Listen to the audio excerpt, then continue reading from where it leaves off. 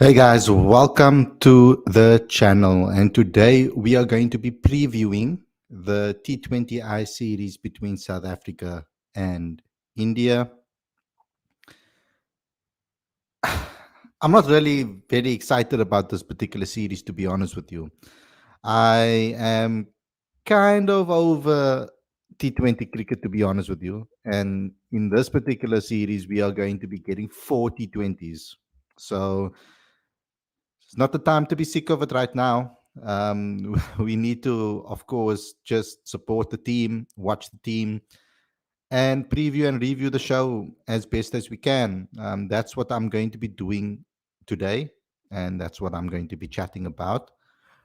So I hope that you guys will enjoy this preview because it's going to be as best as I can. I'm going to be trying to preview this, talking about the things that are important, talking about the things that are not so important, etc.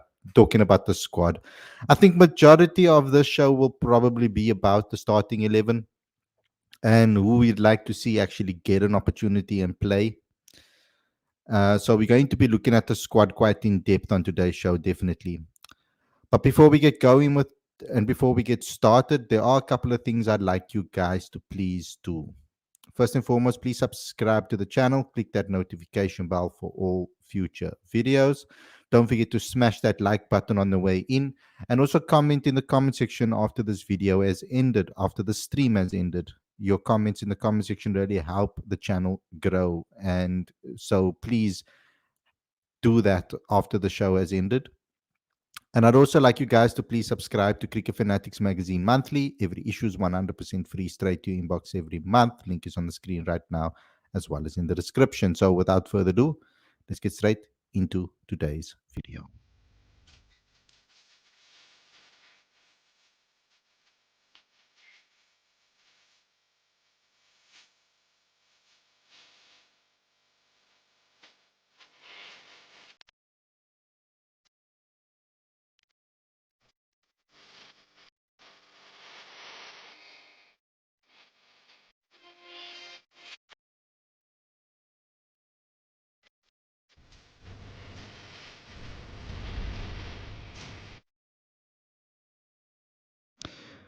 Good evening, everybody. Welcome to Cricket Fanatics Magazine. This is your preview show, your live cricket show as well, basically all in one. I'm your host, Khalid, and this is going to be the show where we talk about everything that has to do with South Africa's T20I series between against India, of course. And yeah, let's get into it. Let's talk about the various aspects that are going to be important when it comes to this particular series. First and foremost, let's just talk about the fixtures so that I can just get that out of the way, of course. I'm going to bring them up on the screen soon. Just let me try and flip and find them. Don't know why I should have done this before the show. Because I thought it's going to be very easy, like one click away, but you know, these websites make things very, very complicated when it comes to um, doing these things for some reason. The first game, of course, is tomorrow, and it starts 5 o'clock South African Standard Time. So we are going to be able to watch it and review it immediately after the game. So that's a good confidence.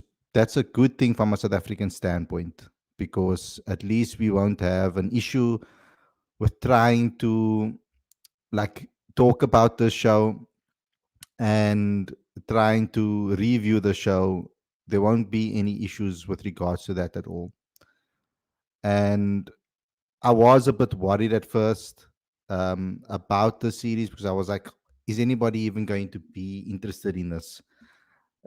Is anybody going to actually want to watch the series? But it is South African cricket, and I'm pretty sure many people will be invested into this and will be interested in seeing what's going to be taking place with regards to the series.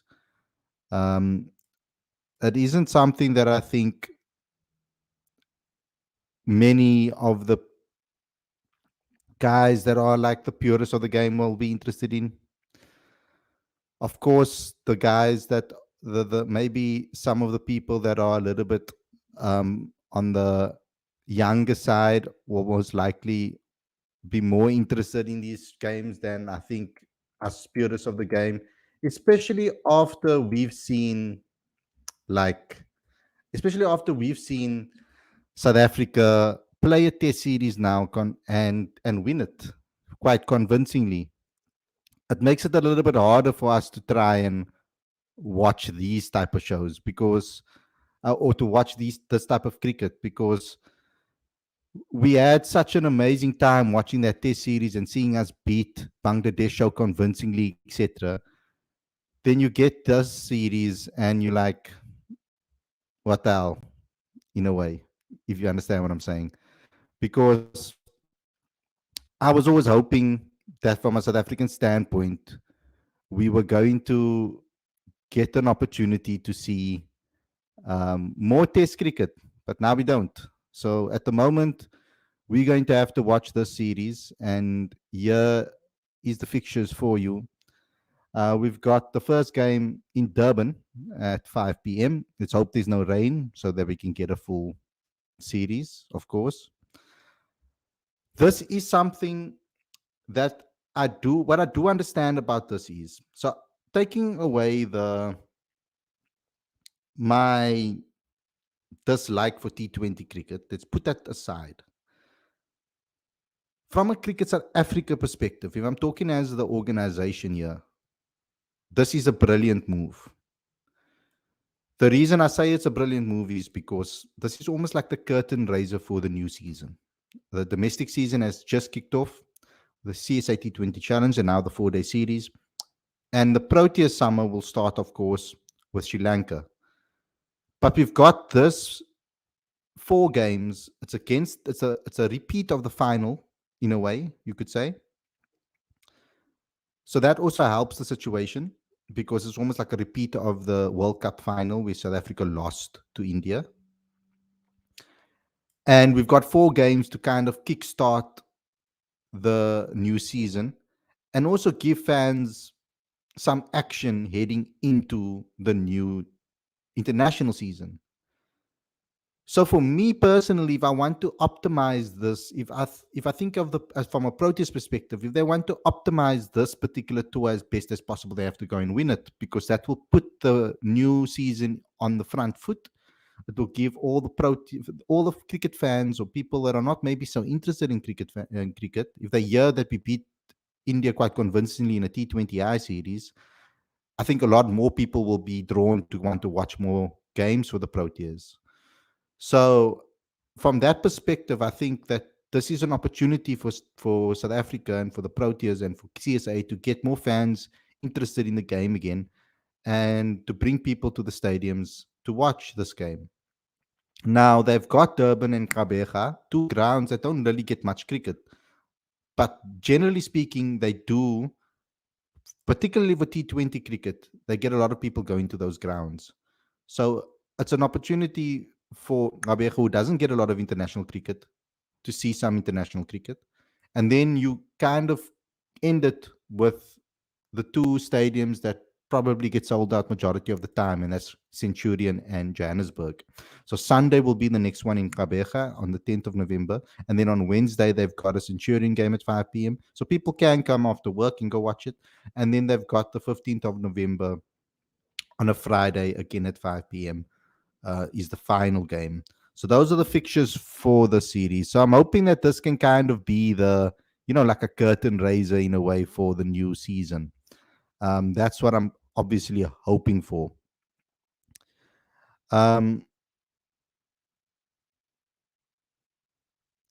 it's the start of the cricket summer, says Lawrence. People will definitely watch. Apparently, most of the venues are already sold out. That's brilliant. Fidos reported that each of the 4 matches will roughly bring 150 million rand. So that's 600 million of income revenue for CSA. So in that regard, the series makes a lot of sense, to be fair. And that's what I was speaking about exactly right now. That's exactly what I was explaining. T20 cricket makes a lot of money. and this will give South Africa a massive boost. But if they can win the series as well on top of it, it will also bring a large popularity back to cricket again. Not popularity, but interest into cricket again. If we lose this heavily, people are going to be like, ugh, should we go? Should we not go? Now people will want to see this Proteas team. If they obviously are a winning team. South Africans are supporters like that. I've noticed that over time that they support winners and winning teams, etc. When a team loses, they don't really necessarily want to support them. That's kind of been the case for many, many years. And they jump on the bandwagon when there's a team that is in a winning state. And and even if they haven't been present in that sport, watching that sport, there's a large majority that think they're experts of it, even though they haven't watched the sport in 10 years or 5 years or whatever, whenever they've have pulled apart. Not everybody. I'm just talking about the minority loud group, and not that's not always the majority. The people that are loud on social media, etc., are normally the minority in actual fact. But let's start by talking about the squad and talking about who we'd like to see. The squad is as follows. We've got Aiden Markram as the captain, in Risa Hendricks, Andy Klassen, David Miller, Ryan Rickleton, Tristan Stubbs. In your all-rounder department, you've got Patrick Kruger, Donovan Ferreira, Marco Janssen, Michlani Mapungwana, and Andile Semalani. In the seamer department, you've got Otniel Bartman, Gerald Kutsia, and Lutus Pamla for the third and the fourth T20Is. And then in your spinning department, you've got Keshav Maharaj and Ngaba Peter. So now we're playing Durban. So I'm thinking of either you play two spinners, or you go with a spinning all-rounder like a Donovan Ferreira. To me personally, I think Donovan should play anyway. Give him a proper go. Play him in all 4 games, because I don't think he's had a proper, consistent stint in the team where he's gotten a chance to like show his KC skills properly. He's been given a chance, then he fails, and then he gets taken out again, and then he gets another opportunity. So I think maybe give him a full go in that 6th position, and then you can maybe move Handy Klassen to 4, and you can move Stubbs to 3, perhaps even, or whatever the case may be. Handy Klassen's also available now, so that makes it a little bit trickier. Is the fact that those 2 are back again. So what do we do with that? I mean, Aiden will probably bat 3. Ryan Rickleton and Risa Hendricks will probably open the batting. That's probably what Rob will do. So let's just get that first, and then Aiden at 3. And then with 4, 5, and 6, you've got Heine Klaassen, David Miller, and Tristan Stubbs. I would play, obviously, Tristan Stubbs higher up, so 4, Heine Klaassen at 5, and David Miller at 6. But for me personally, I would maybe like to see Donovan Ferreira get given an opportunity. And maybe we don't need to play a David Miller, perhaps. But I'm going to go with what I think Rob will do, and that's probably what Rob will do. You'll play all those batters, and then you'll probably have like a Patrick Kruger getting another chance at 7. And at 8, Marco Janssen you have. 9, you can have Gerald Kutsia. And then, because they haven't really played much games. And then 10, you could have Otniel Bartman. And then 11, you could have a spinner in Keshav Maharaj or Ngaba Peter. If you're going to play 2 spinners, then that you take out Gerald. I think you take out Gerald and you keep Otniel Bartman, because Marco extends that batting attack, and then you have Keshav and Ngaba Peter in the team. But that's just the type of combinations I'm thinking of. If I had a full opportunity, I would go with a fresh team. I'd go with a fresh team with playing Michlali, playing Donovan, playing Patrick, playing all those youngsters and Ngaba Peter to see what they can do. I mean, it's an opportunity to test some of your players. So if I had the control, I'll probably give a lot of those youngsters an opportunity. But this is not about what I think. I would like to know what you guys think. So let me see what you say in the live chat. NY Times case is Rickleton, Markram, Stubbs, Mulder, Klaassen, Miller, Kruger, O'Donovan, Marco, Rabada, Maharaj. Nokia, I feel this should be our 11 in 26 World Cup. Okay, not in this particular match. was Mulder rested for the series? Yeah, perhaps he also was asked. He asked to play 4-day cricket so that he can be more ready for the Sri Lanka series. Perhaps I think that's a focus for a lot of the players. Lawrence says Aiden Markram won't be open the batting. I also don't think he would. Mulder opened. Mulder opened 3, Mark 4 stubs. I, I don't think Mulder would open either. I don't see Stubbs, Muller, and Klassen drop out for Donovan to on it, so maybe Don at 7. I also don't see that happening. It's just something that I would like to see. This lineup will be batting depth, bowling options, variety. I feel Don more reliable than Kruger, says in White Times Square. So, but let's listen to what Aiden Markram had to say in his press conference. And let's see if he maybe dropped any signs of what they're going to be doing in this particular series. So yeah, let me know if you can hear, guys, once I play. Thank you so much, Khalid Aiden. A lot of the talk has been around the fact that tomorrow is a repeat of that final against India, but it's not quite the case, seeing that it's unchanged or changed sides rather for both the squads. Just your thoughts around those. Yeah, it's, I mean, the same countries, I guess, but like you mentioned, personnel has changed, I think, from both teams, and it's always an exciting series when you play against India, especially when you can play them at home. So it's a series we've always looked forward to. We haven't addressed anything about it being a rematch or things like that, but obviously a lot of the talk and I guess promotions have happened through that lens, and which is also completely understandable. Another one from me. Andile joins the team. Does that play as an advantage to you guys, seeing that this is his home grounds? For sure, yeah. He's got some knowledge on Kingsmead, and he's played now quite a bit of cricket here, which is fantastic for him. As you do when you bounce around the country, you tap into and try to get as much information as you can from the guys who are locals at their stadiums. So he's been training really well, sharing some nice information about what he feels works here at Kingsmead, along with guys like Kesh and Imran Khan. We've got him in the camp as well. So sharing of information and things that might help us are valuable, and Dile has certainly given his part there. Hi, Aiden. Tomorrow, the start of the T20 series against India. How important is it to get the first victory tomorrow?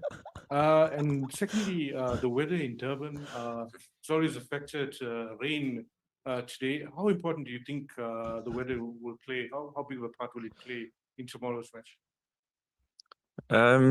Yeah, from a weather point of view, it's quite hard to predict weather nowadays. But hopefully it can stay away. I believe the forecast is looking a bit more promising for tomorrow, so we'll hold on to that hope and hope it doesn't affect the game in any way. But if it does, you just have to go with that flow and try find ways to win. But to answer your first question, it's as important as any other series that you play, and you want to get ahead early and sort of hit the ground running. So you block it off game by game, and we take tomorrow as important of a game as it is for us, and try to take care of it, and then we move on from there. So you don't look at it as a full series point of view. You take it game by game, and to get off to a good start tomorrow would certainly help for the series. This is a massive series for Aiden Markram.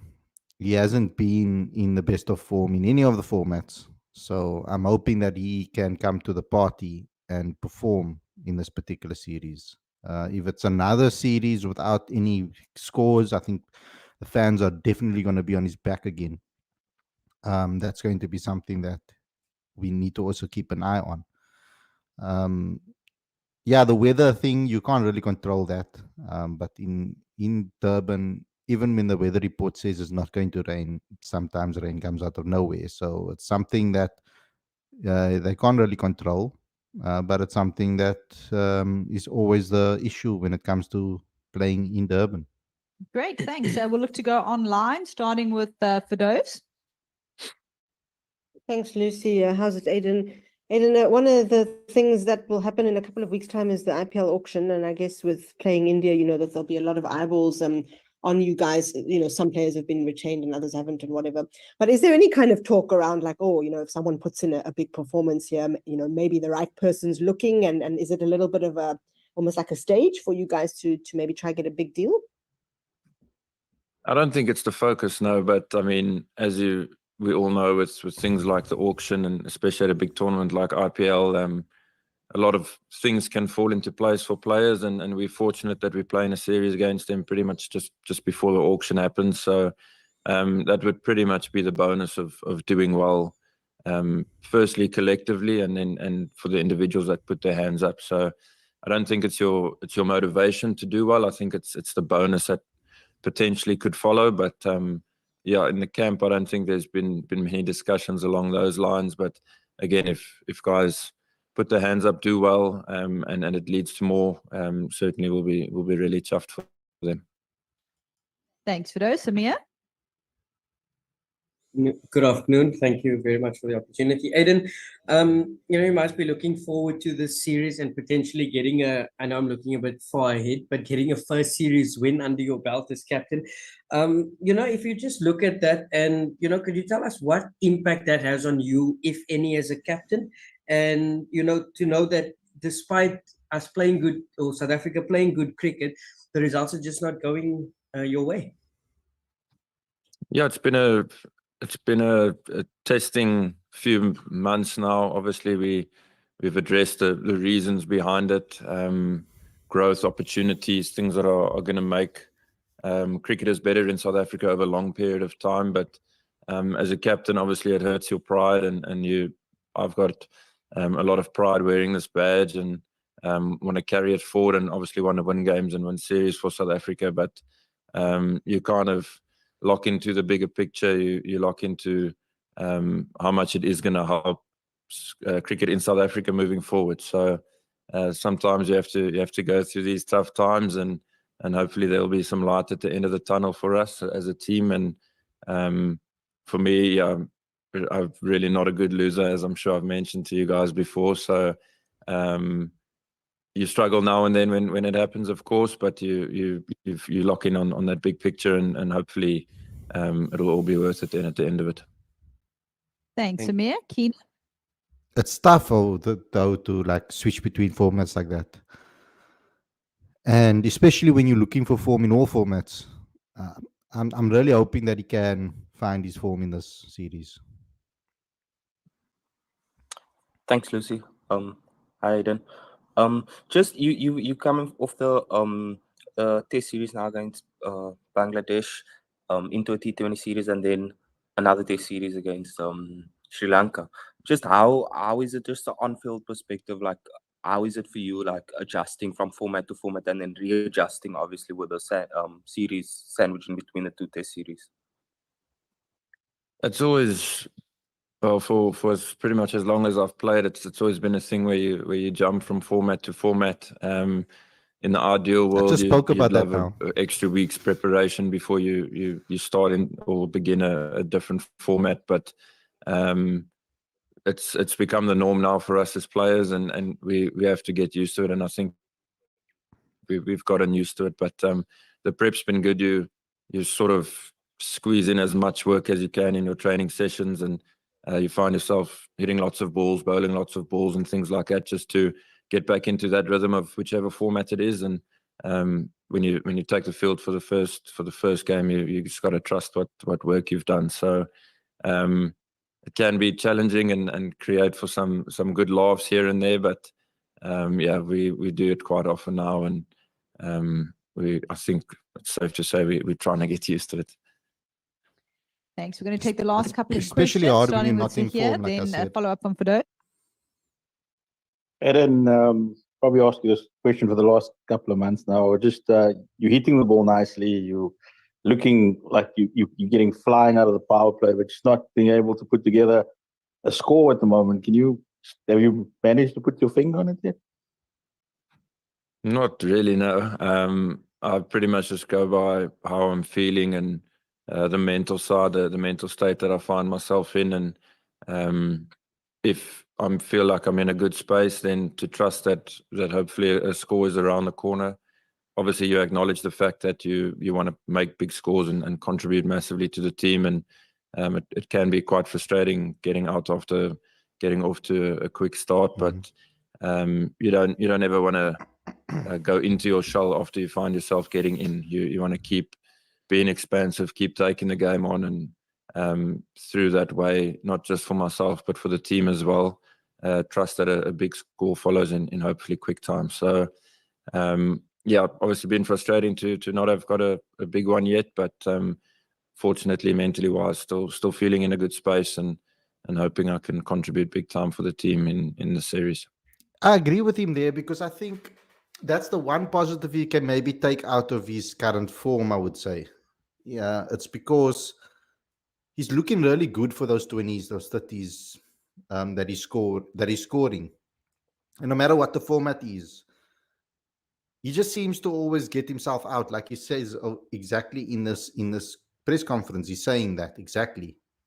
He seems to always get himself out and give his wicket away, throw his wicket away, and I'm always sitting there frustrated. I even tweeted recently in the Test series, because he gave his wicket away again in an opportunity where there was runs to be scored. The match where two major hundreds were scored, two maiden hundreds were scored. So it's something that he needs to do mentally. From a mental perspective, he needs to switch that on again and find a way to get past it, maybe slow himself down.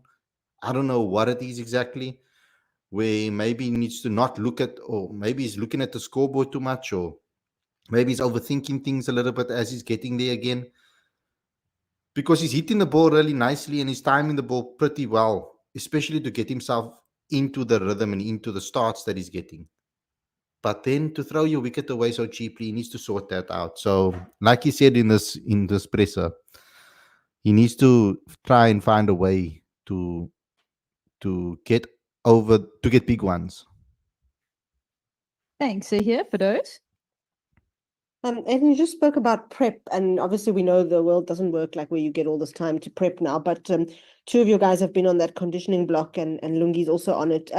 What kind of difference, if any, have you seen that make? And, you know, how does it work when you're given extensive time off to do whatever they were doing?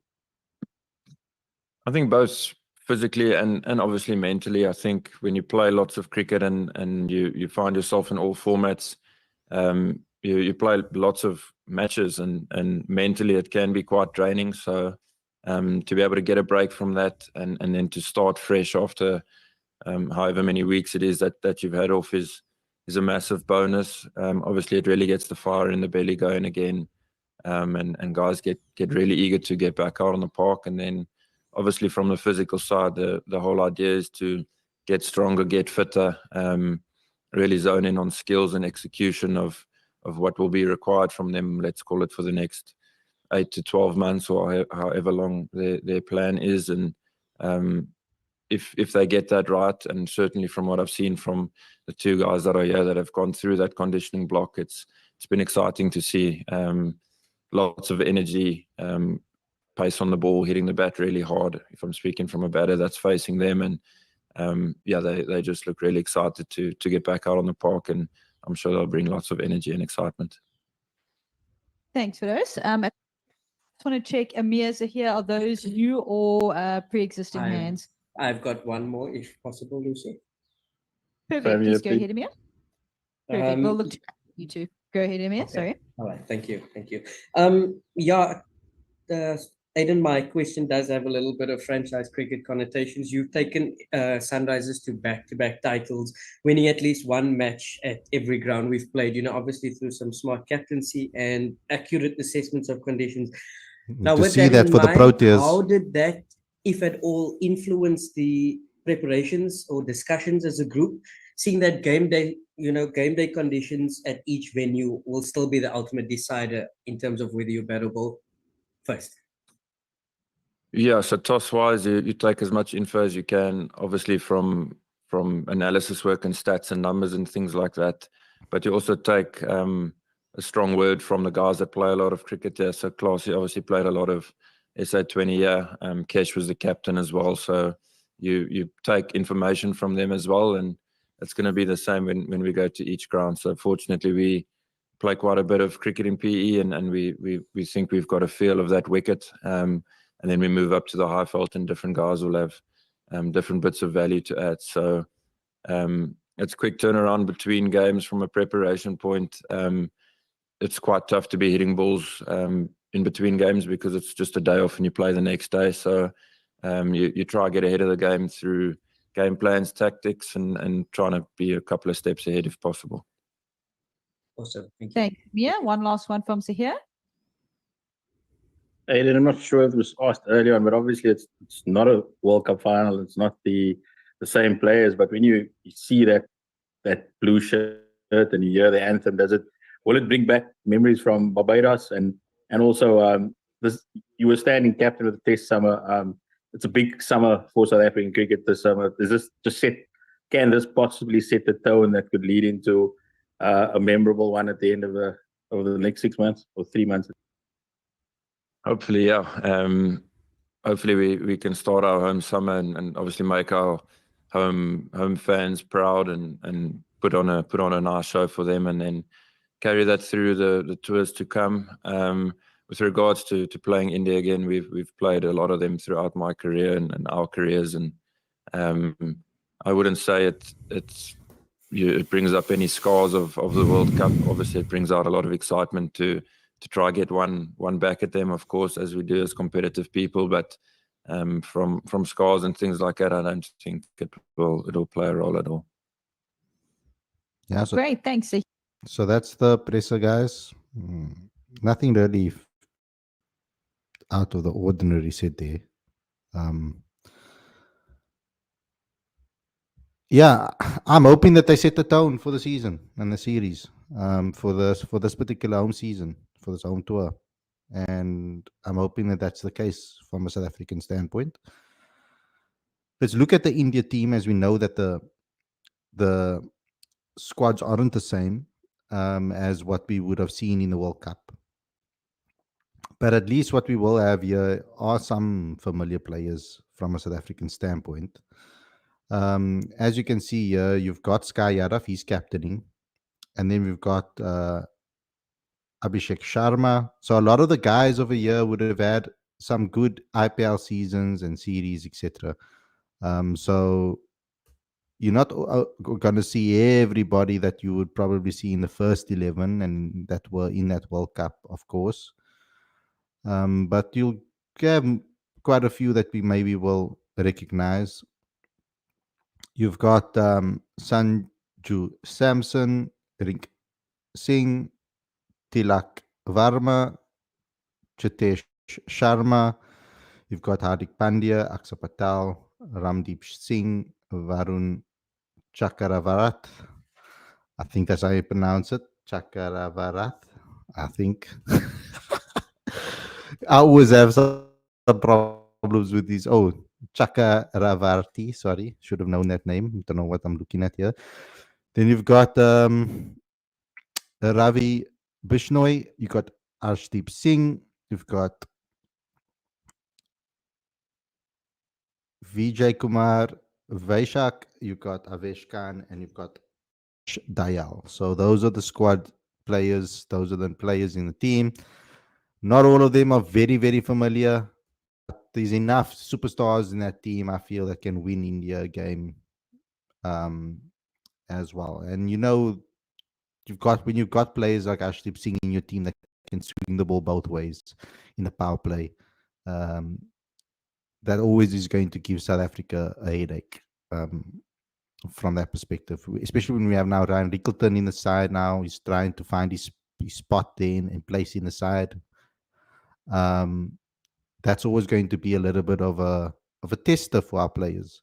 And with Risa Hendricks not being in the best of form as well, that can also be a tester for him. So let me just get into some of your live chats and what you guys have said while I was listening to the audio. Sam says Dever should be in the mix. Why did it not select that comment? What the hell is going on? Shit.